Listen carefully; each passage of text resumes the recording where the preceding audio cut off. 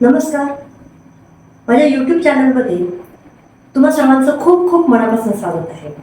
आज आपण गणितातील एक महत्त्वाचा प्रकार बघणार आहोत आणि तो म्हणजे भागाकार.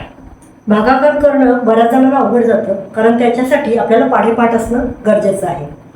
तर काही वेळेला सगळेच पाढे आपल्याला पाढेपाठ असतात असं काही नसतं, किंवा मग आपण ते गुणाकार करून वगैरे आपण ते पाढे तयार करतो, मग त्याच्यामध्ये वेळ खूप जातो. तर ते भागाकाराची पद्धत आपण कमी वेळेमध्ये वेगळ्या पद्धतीने कशी करू शकतो ते मी आज तुम्हाला दाखवणार आहे. त्याच्यासाठी एक उदाहरण दिलंय, ते बघा. 2750 भागिले 250. आता इथे आपल्याला 250चा पाढा काय पाठ नसतो, किंवा इथं दुसरं कुठली संख्या असेल मोठी, अशी 3 अंकी संख्या असेल, ती काय आपल्याला पाठ नसते. मग त्याचा आपल्याला गुणाकार करून पाढा तयार करावा लागतो, मग त्याच्यामध्ये खूप वेळ जातो. तर हे गणित आता आपण सोडून बघूया आणि मग दुसऱ्या पद्धतीने कसं करायचं तेही मी तुम्हाला दाखवते. 250 एके 250, 250 एके 250, 275 मधून 250 गेले, 25 राहिले.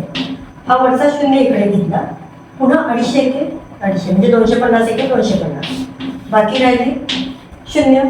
उत्तर आलेलं आहे 11. आता इथे 250 आहे म्हणून आपण इझिली करू शकतो, पण समजा इथे जर दुसरी 3 अंकी संख्या असेल तर ते एवढं आपल्याला सोपं जात नाही. तर दुसऱ्या पद्धतीने कसं करायचं, 2750 भागिले 250.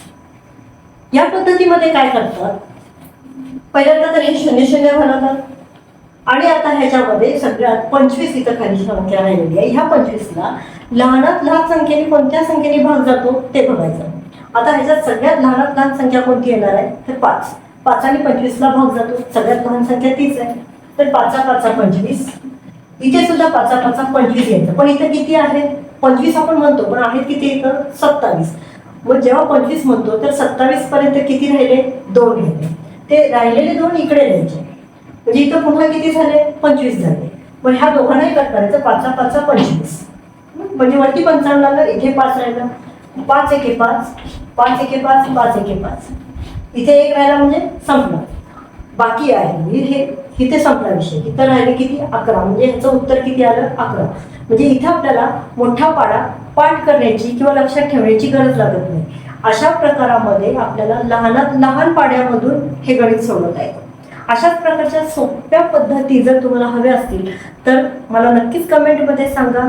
माझा व्हिडिओ तुम्हाला आवडला असेल तर लाईक करा, शेअर करा आणि सबस्क्राईब करायला तेवढं विसरू नका. धन्यवाद.